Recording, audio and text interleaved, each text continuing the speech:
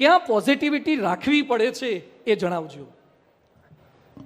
સર્વપ્રથમ તો જ્યારે જીવનના દરેક તબક્કાની અંદર જ્યારે પણ તમે નિષ્ફળતાઓનો સામનો કરો છો ત્યારે હંમેશા તમને પોઝિટિવિટી રાખવી પડે છે.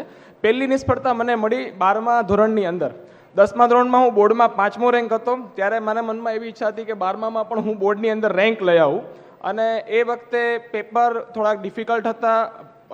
મારી પ્રિપેરેશન બહુ સારી હતી અને આઈ સ્ટુડ 11th ઇન સેન્ટર. એટલે 1 માર્ક માટે હું સેન્ટરમાં રહી ગયો. મારા કરતાં 1 માર્ક આગળ હતો. ત્યારે એ લોકોના છાપામાં ફોટા, એ લોકોના મોટા સન્માન. Because of 1 mark I was not in 12th even in newspaper. એટલે ત્યારે મને થોડુંક એમ થયું કે થોડું ડિફિકલ્ટ છે. અને પછી છતાં પણ મારા માર્ક્સ સારા હતા. આઈ ગોટ એડમિશન ઇન બીજે મેડિકલ કોલેજ.